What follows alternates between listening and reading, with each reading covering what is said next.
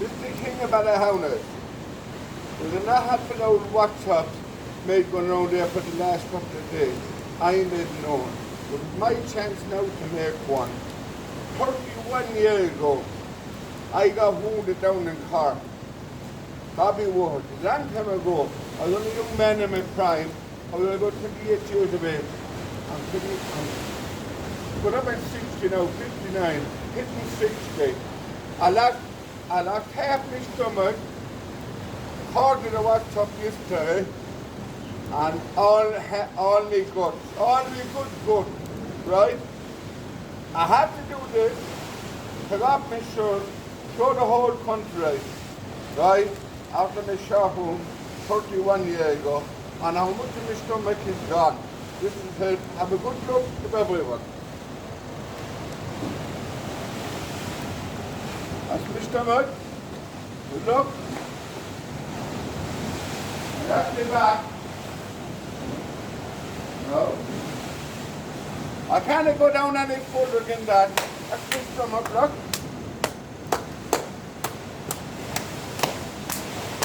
Look. Oh. There's a lot of lives getting out in the WhatsApp, and I just told you before, if you went up and told the truth in the WhatsApp, it'd be a lot better, right? Now I'm telling you the truth to God, and I'm telling you, I swear to my wife in heaven, the best man that ever came out of Ballahoney, I'm the man. When I was 16 years of age, or the year before that, when I was 15, I was the all go around. I wasn't a boxer. I was a street fighter. I swear my mother and that. I didn't worry about the boxing ring. I wanted to foul here, bare knuckle, like out Hurley and Charles Banton. You see that film? Have a look at it. Charles Banton is a man like myself. Hurley's a big bit of a man. Big hair, yeah? But he gave it to Charles Banton, the man like myself, in and out. But Charles Banton took them, but he came back and he struck them. He paid them right and left. And that's what Curly said to him. He said, you're really good at it. That's me. I was really good at it. I swear to my dead mother and the hounds and that. I was really good at it. And I swear to my poor wife in heaven. Now, after this, from there I was 16, I was on the road, big time, fight after fight. No one had beat me in a fight. That's the truth. My mother is dead. I could take and I could give, and that's no bullshit. And I swear to my brother only in that. And after this, 31 years ago, I had a lot of more fights since that. After me getting wounded down in Cork, yeah? I went out on the road one day with a cotton match for the stund I'll never forget it. And I was in the pub from 6 o'clock in the morning, daily pub in Cork was open. There was a good few companions of mine with me. And the argument happened in that pub. There was a slash who put to me. I went on the road where there was 200 men. And the same day, a couple of hours after, about 12 or 1 o'clock, the same Sunday morning, I seen the fella I put the stash up to me. I put them.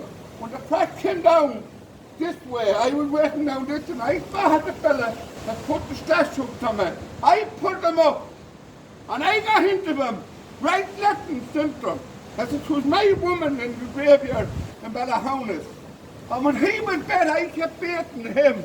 And another fella came in and they done the same thing to them. And the two fellas that had bet on the road that morning, there were two good names of men that came from boxing family.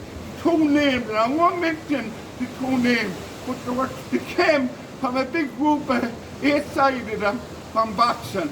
Right, now, the man that came out of Ballahoney, you have to be fair and square about it. From 16 up to 31 years ago, make up my age, what age I was from 31 years ago up to now. Who was the man? I was the man that ran the country. And every man that said 9 years out, the fighting men, I drink in and out with them. Decent meat giving fellas to. And I swear to my mother, men that was in the newspaper, men that was on the, but there was no WhatsApp that time, but everybody knew about them. Right, the good men, they were with me. And I swear to my dead mother, when these things, put no bullshit all over the country, England, Ireland. I wasn't a bad man.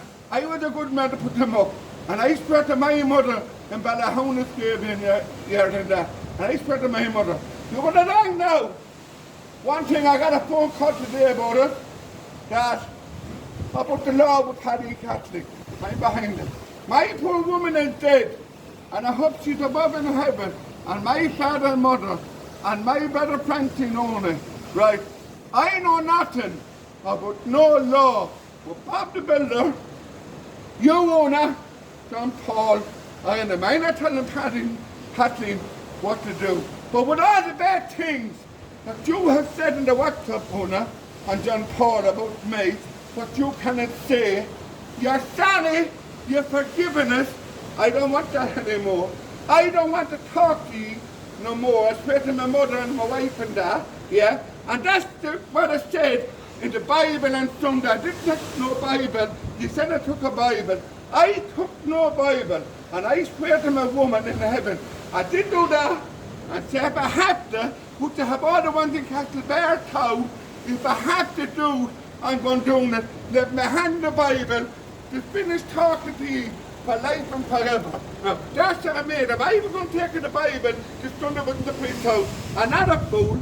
I give the Bible to the priest, and I say like a word to the priest, and I tell him what I was going to do in the Bible. You know and I know. I didn't do that. I'm a straightforward person, and I'm telling the truth. Bob the Builder rang me this morning about a WhatsApp you made on.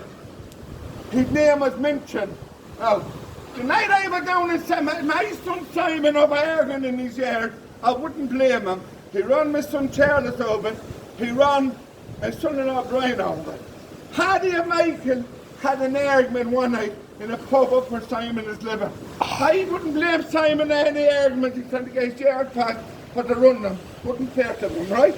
Now, in the pub I was jibing over to Paddy. Will he not forget about the law with Bob the Builder? Right? Paddy said a few things back to me. Michael didn't like it. Paddy's son-in-law. Yes? But anyway, when the argument started to happen, it got a bit bigger from the pub. We went home to Simon's yard, and it got big. Whatever happened with Paddy and Michael, there was words said in between them, right and left. Forever where they were saying they were in their argument. I had nothing much to do with it, and one of my family. In the morning, I was over my son Simon's chalet, and my phone rang. It was my daughter Kathleen's number, but when Paddy was on the phone. I answered the phone, and I gave out to Paddy over getting on with Michael. So, but then he said, if I ain't getting separated, Paddy, you get on with Michael last night, so you shouldn't be getting on with him. I'm thinking, he said, about putting the whole lot up to bed, right? So that's fair enough, so that with Bob the Builder and all. He said everything. Now since that, there's a word missing. The word wasn't put the same about Bob the Builder, but only about Una, about her charges, for dumping their charges, whatever you call it. But apart from that, anyway, during that evening, Paddy was gone from the phone. I was out in Simon's yard, I was spinning around. The boy was talking, Michael was talking to some of the boys, some of my fellas, and Bernard Sweeney came over and chatting me in the window of my motor, and Michael was saying, "Appin man." He said he came over last night, he cut me up in the bed in his trailer. And he was on about his mother making a WhatsApp in Ireland.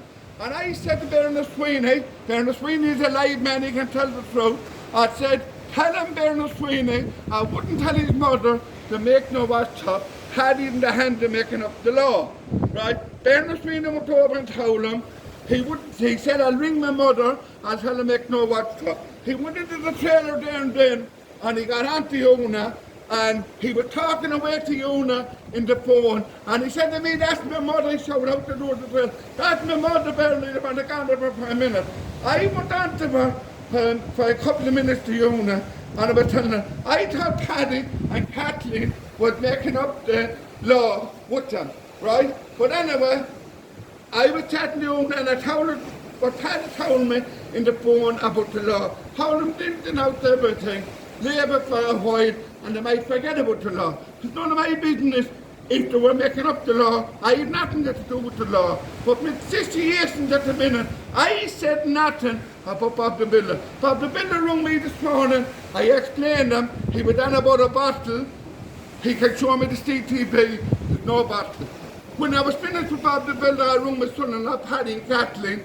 Paddy told me the last word. I double-checked him. Right, left and centre. So I tell me the truth.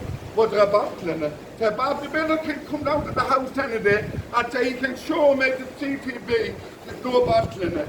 He said, there's a bottle. I'll show you some that Paddy said there's a bottle. Half an hour ago Bob the Builder rung me and I was parked up. You think I have something with the law? He was short of roaring down my neck on the phone about the law.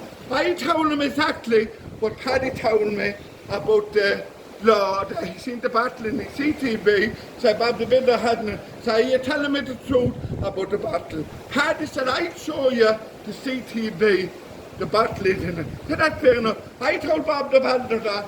Paddy also said to me, tell him, why did he stop himself with a knife and went to the police station and go to the hospital and make statements that he said I had done it. I told Bob the Builder all that a while ago.